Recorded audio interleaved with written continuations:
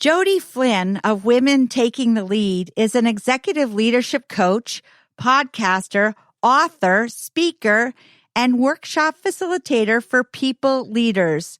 Rising women hire her to improve the skills that advance them to the top levels in their career and industry.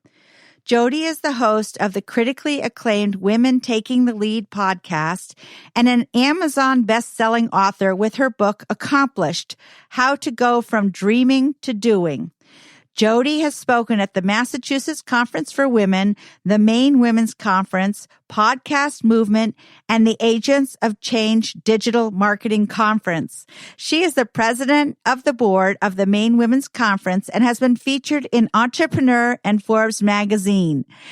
Jody is someone who I have known for many, many years, and I feel like we are sisters because we share the same sort of slightly OCD type A plus driven women profile.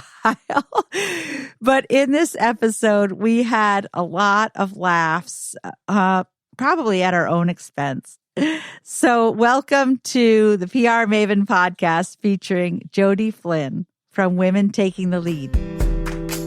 Welcome to the PR Maven podcast, a podcast all about growing your network and building your brand through traditional and digital networking techniques. I'm Nancy Marshall, the PR Maven and CEO of Marshall Communications. I've been strengthening brands through PR for over 35 years, and now I'm celebrating the success of executives, influencers, business owners, and entrepreneurs from all around the world, all of whom have cultivated their brands and broadened their networks through traditional and digital networking methods. Each week, I interview one of these interesting and influential individuals and provide an opportunity for you, the PR Maven Nation, to gain insights from their strategies and stories. So stay tuned for this week's episode, and thanks for listening.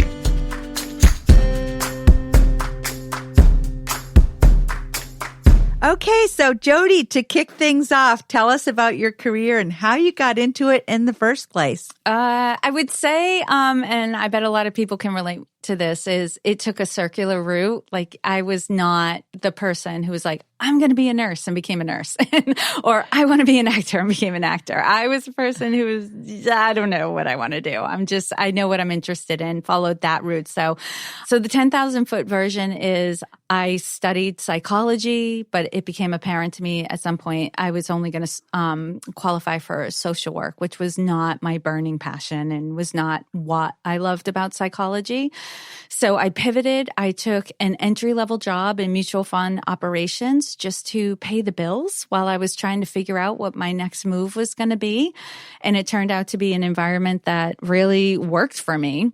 And my personality being, I'm self-described as a type A personality. So I would agree with that. I think you and I both kind of have that same personality. There's a lot of us out there, Nancy. Type A plus. Yes. As soon as I start talking about the tendency, perfectionism, people pleasing, needing to be in control, having our lists and our calendars and really being on top of things. And all of a sudden people will start chuckling and be like, oh, yeah. You're speaking my language. We're easy to identify once you start talking about a few things, but it was definitely an environment that worked with me. I'm also from a large family, so I have no problem working with people of different age groups, personality types. It was just kind of like being at home, like, okay, just go with the flow. This is how they work and who they are. So no problem. I know how to do that. So it was good for me, and I was promoted very rapidly. And then I discovered coaching towards the end of my corporate career, which was really great. It was almost like the universe conspired. I discovered coaching. It was what I loved about psychology, human development, the way our brains work, behavior, really just going after discovering like what's our optimal, what can we be at our best, and all of that. And then my company went through 2 acquisitions, and I found myself in a position where my job was going to be outsourced. But by then I was like, yay, like I'm ready for this. And I got a severance package and a stay-on bonus that supported me to get my certification in coaching, build up a little nest egg for my first year in business, which was really good because I didn't have any business experience or education at that point. So it was a baptism by fire that first year. And so now I was 10 years in my corporate job and I'm, coming up on my 10-year anniversary in business too. So now I've had 10 years of coaching, and even that has had evolutions, not as dramatic as like going from, graduating with my degree in psychology to working in mutual fund operations to going into coaching. But it definitely has evolved as I've grown, as I've gotten to know myself better and gotten to know my ideal clients better. My business has evolved in that regard. I'm glad you mentioned that, because more and more as I learn about marketing, of course, I've known about marketing. That's what I've done my whole life. But the more you know your target avatar or persona and really intensely focus on that avatar, the more successful you'll be, don't you think? Absolutely. I would even say the more specialized I become in my business, it has me stand out as a coach. I think a lot of people feel like I need to be a generalist. I can coach anybody about anything so that I don't turn anybody away. And so everyone knows I could coach them. But in reality, when you say something like, I can coach anyone on anything, you're saying nothing in particular about yourself. You don't stand out. And I would say what has really worked in my business, especially in the last few years, once I hit on, the clients that get the best results working with me also share my personality type of being type A. They're perfectionists. They're people pleasers. They like to be in control. They put themselves last. When they're up against a big goal, they're not taking good care of themselves. And, once I realized that and I started really marketing towards that, I actually get called on more often now for coaching, be it from an organization that wants me to coach one of their people, or if somebody in my network identifies one of their friends or colleagues who's suffering in the way my clients will typically be suffering, feeling burnt out and overwhelmed, or like they're losing their personal life for their career. They go, I know exactly who you should be working with, because that's who I work with. Yeah. Isn't that great? Well, they do say the riches are in the niches. I would agree with that for sure. And the other thing that you mentioned is, you know your avatar so well because you would be your avatar in a way. Yes. And there's something called the white knight strategy, which is if you think of yourself as being the one to swoop in and rescue someone from their greatest problems or what keeps them up at night. Yes. So that's really how you've positioned yourself. Absolutely. Absolutely. And, I would, earlier in my business, because, I worked, I said I had no business acumen when I started my business. So a few years in, I hired a woman who was successful in her coaching business to learn from her and, what had worked for her to adapt her strategies and skills. And one of the things she says is like, you really have to go back to your own journey.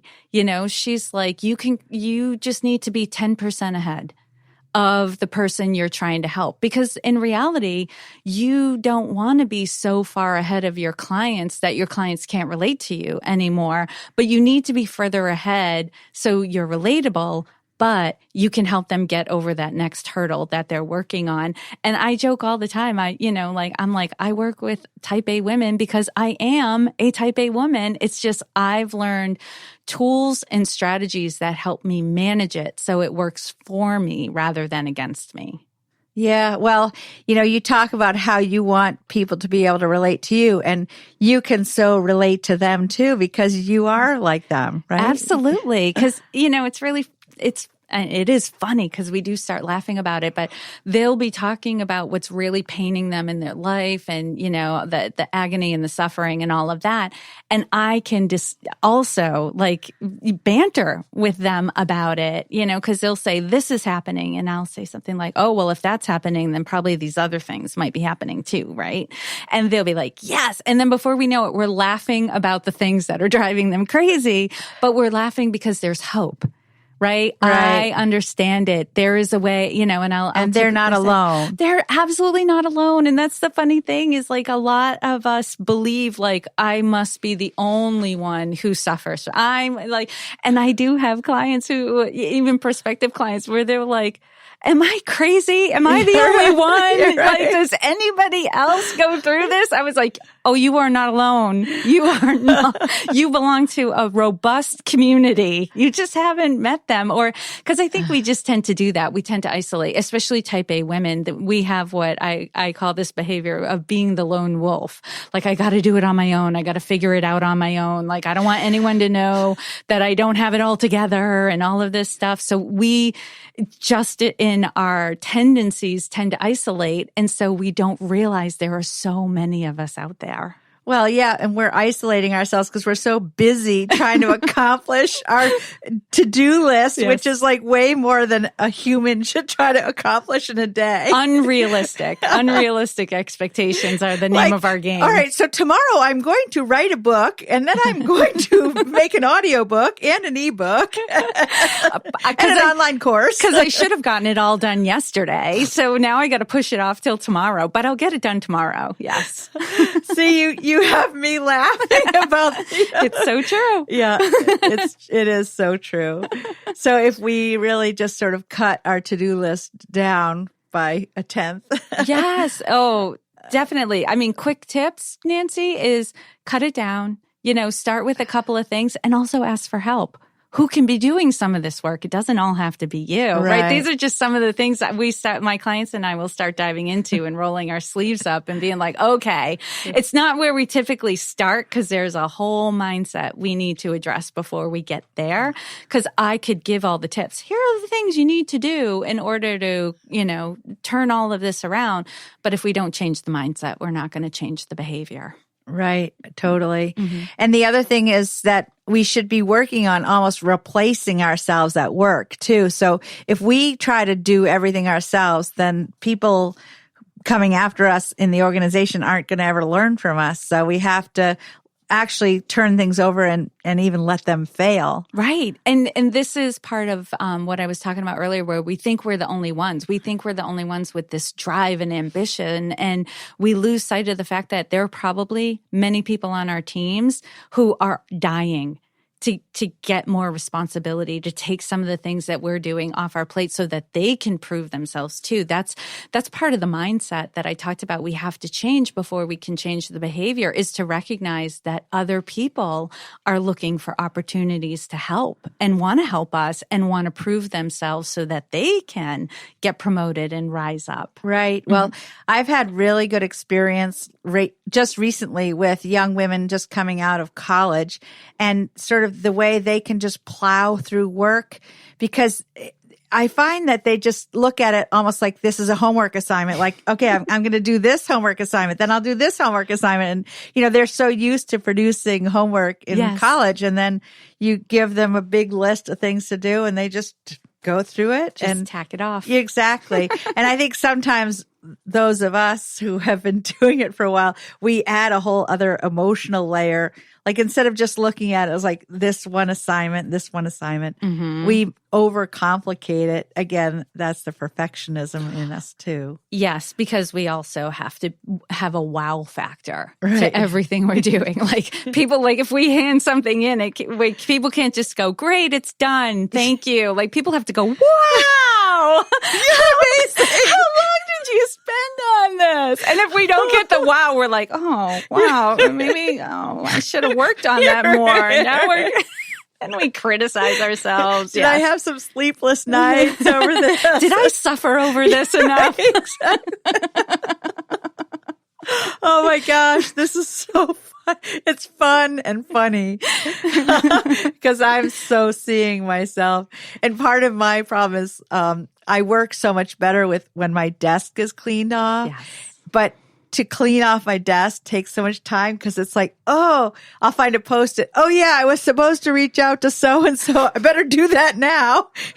Or, oops, an email came in. I better respond. And then it's like the piles are still on my desk. You were busy. Yeah. Right? You were working. But at the end of the day, you're like, but what did I accomplish? Because I meant to do this. But right. Yes. And why can't I clean my desk off? Wow, Jody. I know, we're fanning ourselves. I'm having a hot flash. It's so funny laughing about ourselves. Right? This is what I was talking about, right? This is the things we suffer over. But if we can be honest about it and talk about it, it's funny. Like, we're just like, okay, I have to stop this madness. But if we can laugh about it. Yeah. And take a deep breath. We can do something about it. Yes. I'm taking a deep breath too. So Jody, you've been so good at marketing yourself over the years. I mean, I've watched you and I mean, I probably have known you for as long as you've been coaching and doing Women Taking the Lead. So what is your best tip for PR, marketing, social media, or personal branding? Because I feel like you've established a very strong personal brand. That's a great question. I think you have to be true to yourself. And I think this will probably come up in several different areas, is that you have, and let me balance it. It's almost like I'm going to answer the question two different ways, and I'll sound like I'm contradicting myself. But you have to, one, stretch yourself. Be willing to try new things, explore, because PR and social media is changing, or new ways of doing it come about, new platforms come up, and you have to be able to explore them. And I remember the first time I did a video. Oh, so embarrassing. I think I saved it to watch it every now and again and laugh at myself because I was so uncomfortable. I think I started sweating through my clothes. But then at the same time, you need to stay true to who you really are. Your personal brand is who you really are. So if you're a writer, then probably, public speaking may not be where you want to put tons of time and energy. Focus on where your zone of genius is and let that shine, and you'll attract the right people. And don't spread yourself too thin. I know people who have Pinterest and YouTube and the LinkedIn, Facebook, Twitter, Instagram, and they're trying out all the new things. And as much as I say, be able to explore new technologies, because if your ideal clients go hang out there, great. But if your ideal clients are not there and that's not what they're doing, then don't bother. I think one of my lessons learned was, after I invested in a course and invested in software to do webinars, I discovered type A busy women don't stop in the middle of the day to watch a webinar. They don't. So what am I doing? It was just one of those things, but everyone was talking about how they were making six figures doing webinars, and it was the hot new thing and everybody was doing it.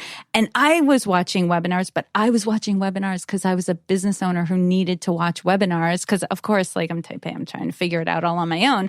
But I was watching webinars to discover, the best ways to market myself, but I wasn't really thinking about, do my ideal client, does my avatar do this, right? And so I would say, in terms of success in marketing, it comes back to that balance of being true to yourself, focusing on your zone of genius, and then really honing in on where are your ideal clients hanging out. Go there and leave everything else alone and don't worry about it. Yeah, easier said than done, right? The don't worry about it. Yes, I know. And that's some of the struggle it's the FOMO, because, type A people also have FOMO, fear of missing out. Yeah. Oh my gosh. TikTok, I better be doing videos on TikTok. Right, first Snapchat and then TikTok and that sort of thing. Yeah. And then you just have to realize that, it's all an experiment. right? There's no real failure in success. It's all experimenting. And if you're going to be in business, you have to be willing to fail and fail and fail and fail and fail, but with the intention of learning from your failures and learning, kind of like a scientist, like we're just doing experiments. And if it turned out that my idea, like if all of a sudden my clients, like if 3 of my clients in the next few weeks said, "Oh, are you on TikTok? I've been checking it out and I'm there." I would be there, right? Exactly. I would be researching it, filling out a profile, starting to post, doing that a sort little of thing. dance. Yes, I would do a little repetitive dance. Exactly. I would be posting it everywhere, but they're not. Right. That is not what they're saying. That's not where they're hanging out. My clients are going to conferences and they're going to their networking groups, and They're probably on LinkedIn. they're on LinkedIn, a little bit on Facebook, to connect with their friends and family, but primarily they're on LinkedIn and maybe a little bit of Instagram. Right, exactly. Well, that's very good thinking, is to go where your clients are. Yes. And be there. So how do you measure your success in your PR, social media, and marketing? Not well. But it's not sophisticated. I do look in the insights on different platforms and on my website, Google Analytics, to see what's going on. And I'm paying attention to my clients and what people are saying to me as they come into my business. I will ask them, "Where did you find me?" That sort of thing. A lot of times though, because with coaching, typically someone's been following you for a year and a half, 2 years, 3 years before they reach out to you, like before they even let themselves be known as somebody who's following you. So by the time we get to that point where they're ready and they know I'm the coach for them and we're talking and I ask them, how did you find me? They're like, I don't remember. I know I'm listening to your podcast. I'm on your newsletter. I'm following you on Facebook or Instagram, but I don't know where I entered your business. But it is gratifying to hear they were supported in all these different ways. And that's probably what helped speed up the process, even though it is it's slow process compared to maybe somebody who's selling flowers or has like a product that they're selling, a tangible product. But at the same time, it's like, okay, it's worked. Like they're here, they're at my door. Great. Well, I just released an article actually on Forbes.com about how the buying journey has changed so significantly. And I gave the example of my father. When he used to buy a car, he would spend probably 6 months driving around to all the Ford dealerships and talking to all the salespeople. And I feel sorry for those salespeople because he would waste so much of their time, because basically he would just go and chat them up and decide which one he liked the best, and then ultimately which one would give him the best deal. Yes. And that's the one he would buy from. But he would spend months and months driving around. And as you said, now a lot of times you don't even know until somebody actually makes the purchase that they're even considering, because they're following you online. So that's a really good reason why all of us need to think about how we are projecting ourselves or our brand online, and Google ourselves and see how we show up. I came up with the term Googleability. You need to improve your Google ability. So I like that. That is definitely something you have to be mindful of, and being consistent, and showing up and doing it for a lot longer than you want to be doing it, knowing that, because I remember a coach one time saying to me, people are stalking you. They're watching. But they're not interacting. So you just have to keep showing up, knowing you are entertaining or educating somebody. You just don't know who they are right now. Right, exactly. And you will attract the right people and probably detract the people that you really don't want or, are not right for your brand. Absolutely. I remember somebody saying, actually it was when I was in training to be a coach, one of the coaches said, there's nothing wrong with turning people off. by saying what's true to you, right? She was talking about your personal brand, what's true for you, using your language, the language that your clients would use. She was like, it's great to turn people away because then they don't waste your time trying to figure out if you're the right coach for them because they self-identify. You've said or done something that turned them off. They know you're not the right one for them. Right, exactly. And it probably wouldn't have been an enjoyable experience working with them anyway. So she's like, do yourself a favor, turn people off. No, that's a really good point. Yes. That's a really good point. So, Jody, what are some of your goals for 2020? Oh, that's a great question. Now that we're well into 2020. We are well into 2020. I do have some big goals for this year. So next week, I'm recording my book to make it an audiobook to put into Audible. Finally, now that I'm like 3 years in. And what's the book called? It's called Accomplished, How to Go From Dreaming to Doing. And it's my coaching system in a do-it-yourself format. So the book will take you through the coaching system. And it's so funny because somebody said to me, and they totally called me out, and, there were reasons why I didn't get right to doing the audiobook. I have a couple of things going on. But it was definitely time. And somebody, I was having a conversation with, I think it was a friend's boyfriend, and, he was just like, your book's not in Audible? And I was like, no. He was like, aren't you a podcaster? And I said, yes, but this, recording, equipment at home's not the same. I'd have to, it's a little bit more of a process. He goes, no, but Jody, the point is, most of the people who follow you listen to you. Don't you think they want to listen to your book? And I was just like, oops. Oh. And yes. I could have had a V8. Good point. I was like, yes. And then all of a sudden I was like, okay, I must get this done. I'm going to create an audiobook. I'm also going to turn my coaching system into an online course, to just be a little more nimble, to be able to offer it to more people. So if somebody doesn't have, the, time bandwidth or the budget bandwidth to invest in private coaching, they can get a do-it-yourself online course that will have the videos and the worksheets and supporting material and all of that. And ultimately, this is building to, I also want to do more speaking, and doing it more nationally, being a paid speaker nationally.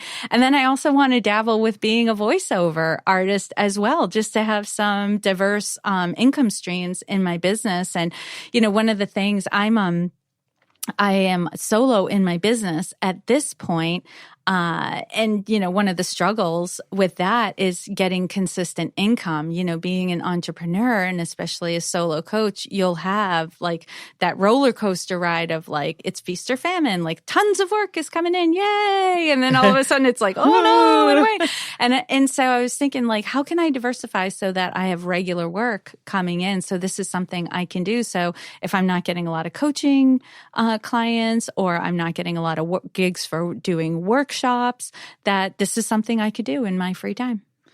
Well, I can tell you are type A because you have a very ambitious to-do list. Oh yeah. I have gotten to the point where I'm like, okay, the audiobook is getting recorded next week, and then the online course we will focus on in April, and then we will focus on the other stuff. So there is definitely it's definitely got a timeline that's a little more realistic than it would have been a few years ago, because it would have been like January. I'm going to get all of this done in January. Exactly. Right. Yeah. No, I feel you. I have a similar to-do list myself. I'm going to be launching an online course soon on message mapping, which is actually the art and science of planning out your messages, your key message and your supporting messages, so that when you're doing a media interview or whether you're doing a speech or writing a book or whatever it is, you have all of your messages all planned in advance and you stay consistent and on brand. Very cool. Yeah. So that's on my goal list for 2020. So what are some of the ways that you have built the Women Taking the Lead brand? Oh, Nancy, you're hitting me with these good questions. Well, I will say the podcast has been great for building my brand because it's and my bandwidth, because it's evergreen. It's out there, like we were talking before about like, it can be a labor of love. It can be intense having a podcast, but once the episodes are done and they're uploaded and they're being syndicated, like anyone can find them. And people like we are just a couple weeks away from me celebrating my 5-year anniversary of launching my podcast. So people can find the episodes I did 5 years ago now at any point. Including the one you did with me. Yes, I know. And that one was hilarious. I think we laughed as much as we've been laughing today. It's so good. Oh, and Nancy has some really good stories about falling downstairs. It's awesome. I'll never forget our interview because that was just like, wait a second. Yes. So that has been really great. And on the flip side of that, I don't think you can ever get away from creating personal connections through local networking, attending conferences, that sort of thing. Meeting people from all over the world. I will going back, the other benefit of the podcast for me too, because initially, I do some episodes where it's just me or I'm doing on-air coaching, but initially it was 2 episodes a week interviewing women, who had achieved a certain level of success and wanted to share, with people who were on the rise, their insights, their lessons learned and all of that I met so many amazing women, and some men, through that process that grew my network, like boom, and like my network all of a sudden boomed at that point. The other thing I've done is getting involved with, local initiatives. So for me, a big thing that has expanded my reach and brand personally as Jody Flynn and in a business sense of women taking the lead was also founding the Maine Women's Conference with other women locally too. That has really boosted my visibility, my credibility, right? Because it's completely in alignment with my vision, my values, that sort of thing. So I would say volunteering, being on a board, like getting involved in your local community, gives people that opportunity to get a well-rounded picture of who you are and what you stand for, and that makes you more memorable. I love that. I love everything about it. I love the networking aspect and building your personal brand by showing up in a lot of different places. Mm-hmm. And also, almost building brand ambassadors. When you're making friends with a lot of people, those people are going to be the ones that will refer business to you and just give good juju, yes. Shout outs to you. And that's so much a big part of building a personal brand. Yeah. And I have to say, Nancy, too, because this has to be a part of the answer as well. All of this would go largely unknown if it wasn't for social media and PR.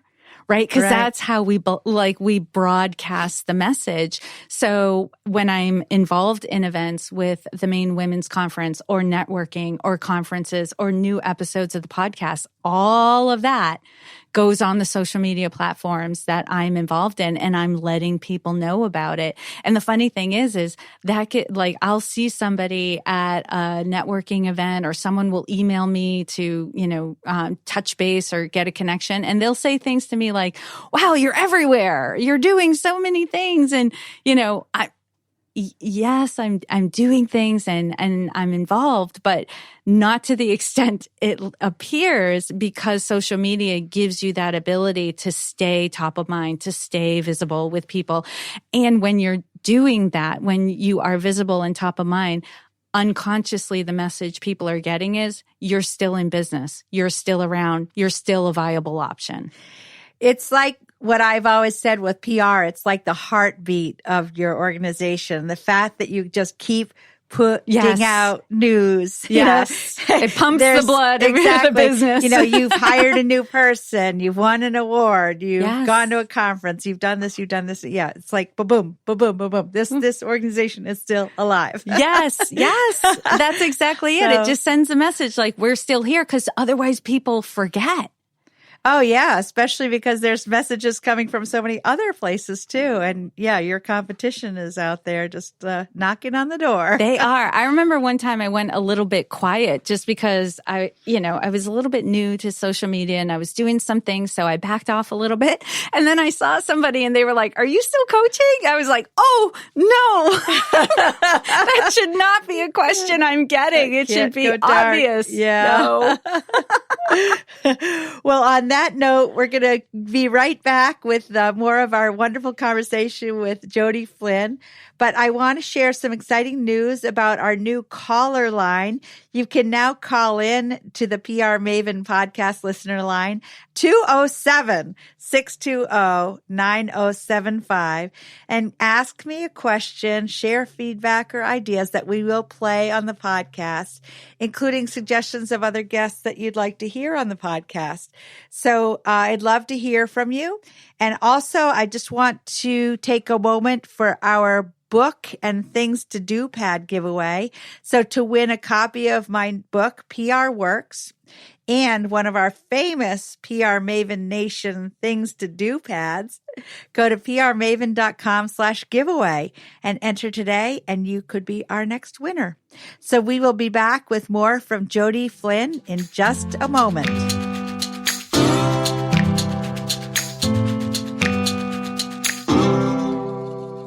This podcast is all about growing your network in order to strengthen your brand.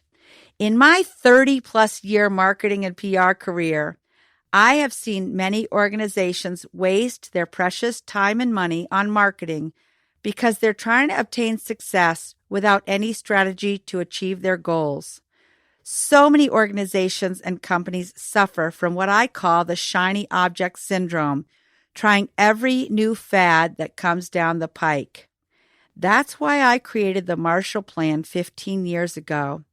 We have done over 100 of these plans for clients, helping them to get out of their day-to-day routine to identify their goals, solidify their brand story, focus in on their ideal customer avatar, analyze their strengths, weaknesses, opportunities, and threats, and create a realistic budget and measurement dashboard. We create the Marshall Plan collaboratively with our clients over the course of 3 months.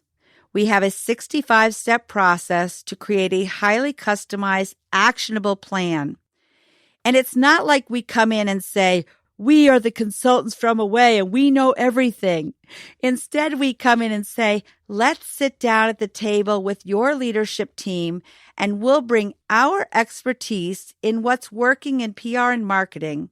And our client team brings their knowledge of what's working in their organization. And together we come up with a really amazing plan." For many, it's been a transformative process. I have watched how teams have come together and their faces light up because they have such a sense of accomplishment and they're so excited about the future of their organization. We help our client figure out the best way to implement the plan, sometimes using people within their organization and sometimes with our help. We would love to chat with you about how you can expand your network and achieve your marketing goals with a Marshall Plan. Go to marshallpr.com/MarshallPlan to learn more about the process, or better yet, send me an email at nancy@prmaven.com and we'll set up a time to talk and get started. And now back to our conversation.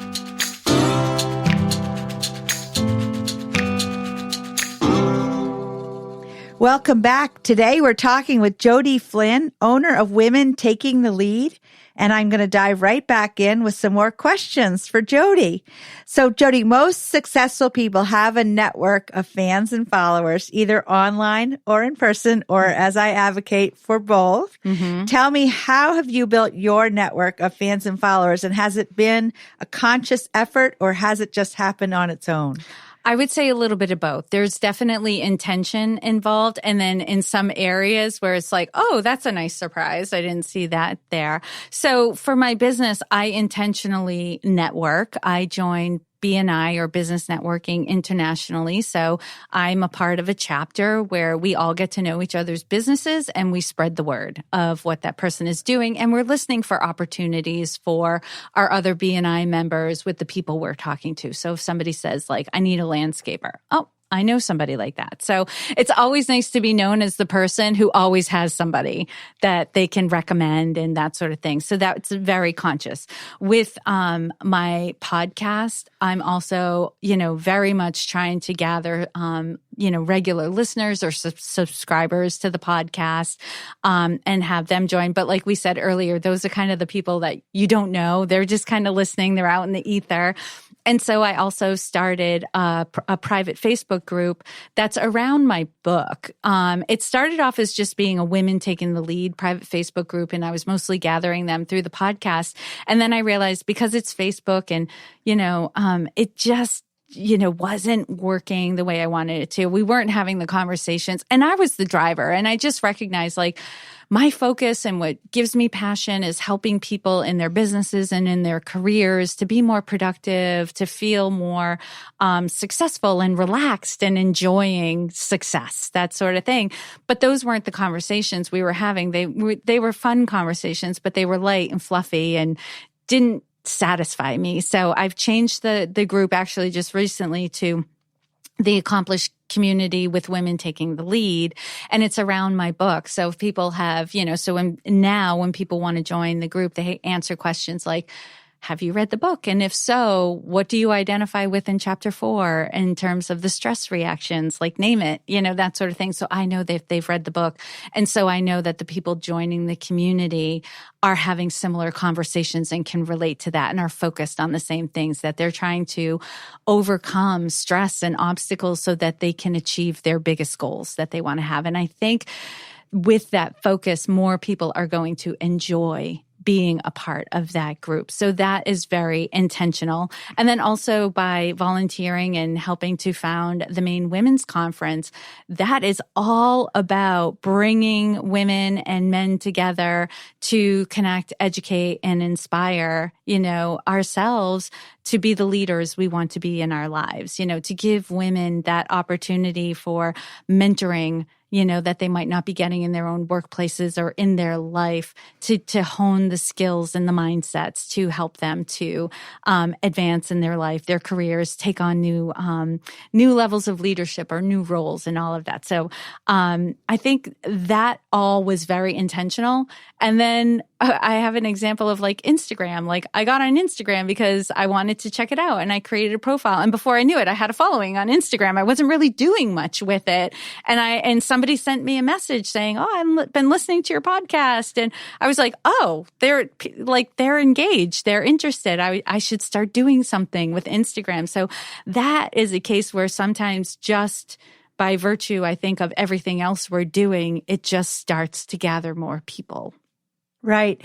Well, I'm thinking about how Facebook is doing so much advertising now about Facebook groups, because I think Facebook is really trying to get us all organized into groups. Yes. So I was thinking Facebook should do an ad about your group. Yes, they do recommend my group to other people. Good. My only worry now is with the focus of the group. Like people may try to, want to join, but it's like, oh, but they'll figure that out in the question, because like the description of the group and the questions are all around like this is around the book and that sort of thing. Right. So, and yes. people who are suffering, quote unquote, or challenged by the same issues. Yes. Yeah. Right. For sure. And then the other thing that I was thinking is just about, again, your personal brand, and you're attracting people to your personal brand. Yes. By being involved with the Facebook group and online coaching and speaking and women's in the Maine Women's Conference. So I think it like you're saying it becomes organic, because when you're just posting about what you're up to and what you're involved in, you naturally start attracting people who are into those things as well. Exactly. Right.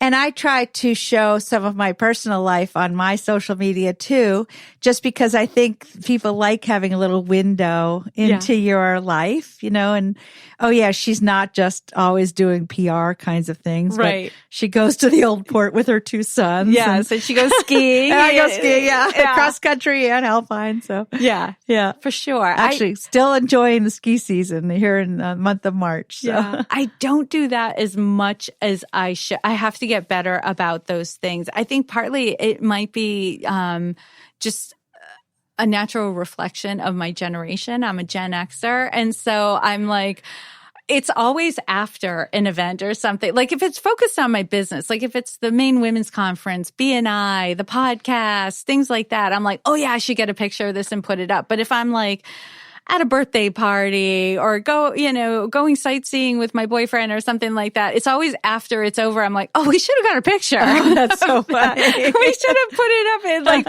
I'm more in my private life. I'm just more in the moment, but it really doesn't take that much. This is one of those things where I should make it a goal and be like, okay, get more of my personal life on social media. Well, yeah, I tend to think about it, but maybe that's because I'm a boomer.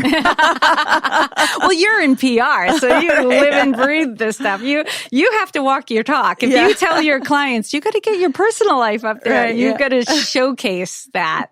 Yeah. I think my two sons are sometimes like, Ma, could you just leave your phone in your pocket? So in your line of work, Jody, is there a resource such as a book, a website, or an app that you have found helpful, and why? Okay. I have a few. So the Google Suite is like my go-to. The calendar, Gmail, Google Drive. I use it every day, all day. And it is my friend. And it helps with Googleability. It does help with Googleability for sure. I love the Google. And books I would recommend are The Slight Edge by Jeff Olson. And this is all about just getting down to the little things. What are the little things that you can do that make you successful? And I remember, genius is described as, something simple that is just stated and called out. Like we go, that's genius because it's so simple. I read this book and throughout the book, I was like, this is genius because it was so simple and easy to replicate. And also Essentialism by Greg McKeown, because it's all about like scale down. Like I was talking about with social media, like go to the places that feel true to you and where your ideal client is hanging out and let go of all the rest. Like this book is all about saying yes to a few things so you can say no to the many, right? And you can be successful with those few things. Those are amazing. And then if you are a woman or a leader or manager for women, I would definitely recommend How Women Rise. And that's written by Sally Helgeson, I'm going to get this wrong, Helgeson and Marshall Goldsmith. Marshall Goldsmith was the author of What Got You Here Won't Get You There. And How Women Rise came out of that because what they discovered was, and Sally's a partner in his business, when they took What Got You Here Won't Get You There out into the world and started doing workshops, what they noticed was not all the principles applied to women. Like women do have tendencies that are not the same as men. And in fact, they discovered that there were, I believe there were, of the 20 different tendencies that will hold leaders back, they found that specifically 4 of them, women not only did not have those tendencies, they had the exact opposite tendency. And so they wrote How Women Rise to narrow in on 8 specific tendencies that are specific to women. And, the things like people pleasing and perfectionism and not taking credit for your work and deflecting and that sort of thing. And I have been recommending it to my clients ever since I read it. And, it's getting a lot of attention right now because it is, for some of us, it's like, oh, like to some extent, I read that book going, gosh, I could have written this book because this is what I've been seeing in my clients for years. But what I give Sally and Marshall is they wrote it. Right. And they articulated it and they made it clear. And so I love that book. So How Women Rise. Thank you. Those are 2 books I have not read. Mm-hmm. So I'll definitely add those to my list. They're fantastic. Or I'll download them on Audible because I do a lot of driving. So I really, although I find that I've been listening to so many podcasts that I have been listening to fewer books on Audible. It's true, but as long as you're getting new information and expanding your mind, I'll tell you, Audible changed my life. When I could listen to books instead of just reading them, like I exponentially increased the number of books I was consuming.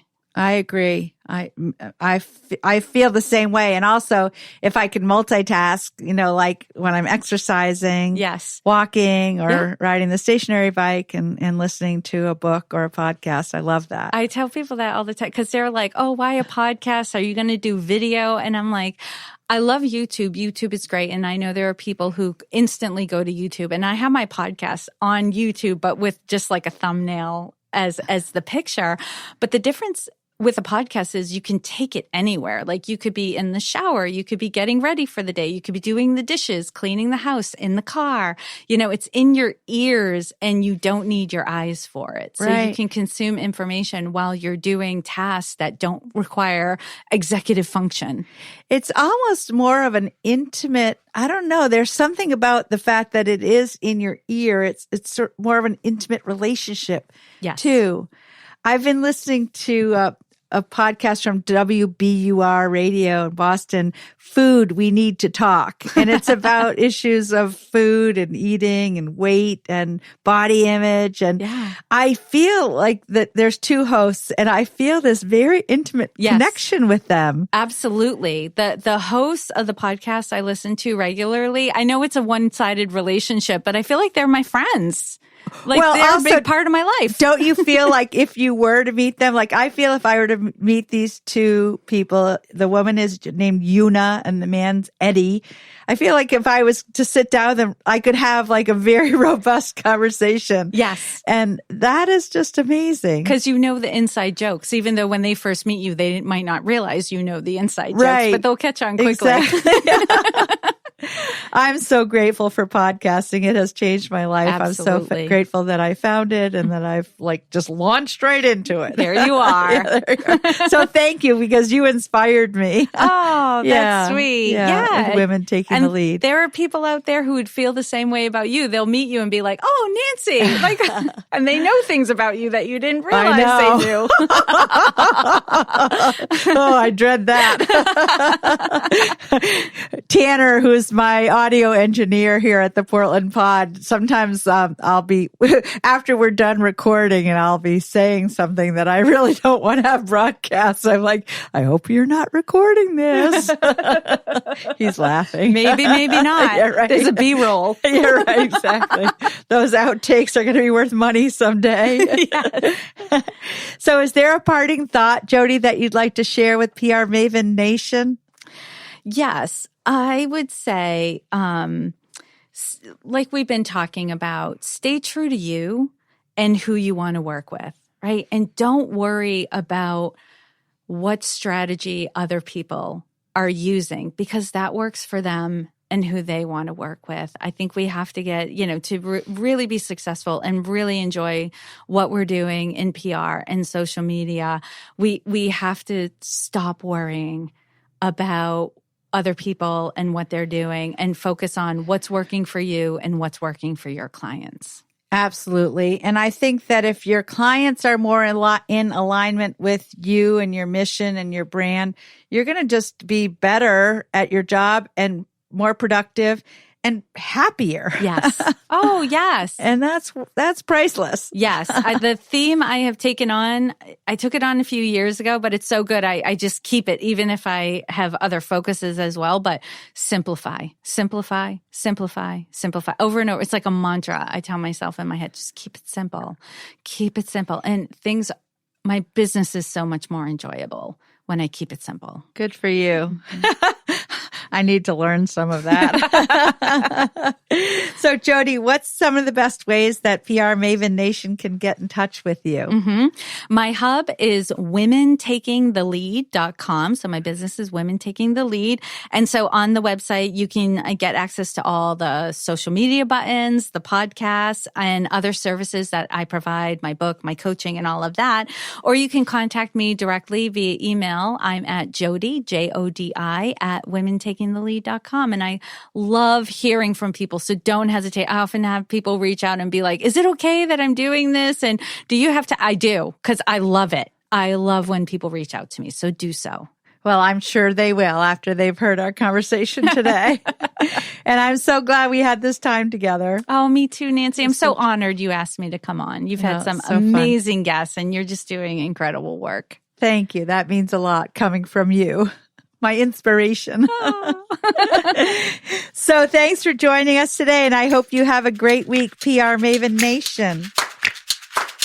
That's it for this week's episode. I'd like to thank you for listening, and if you feel that you've gotten value out of today's conversation, consider leaving a 5-star review on iTunes or whatever app you're using to tune in. If you haven't subscribed yet, you should do so. I release a new episode each week, and subscribing will make sure you get an alert when there's a new episode. You can also join the PR Maven Nation by going to prmaven.com/nation and clicking join. It's free, and it's a great community of like-minded individuals who are all looking to learn and grow from one another. If you have an Alexa-enabled device, be sure to add the PR Maven Marketing Minute to your daily flash briefing menu. Thanks again for listening, and have a great rest of your week, PR Maven Nation.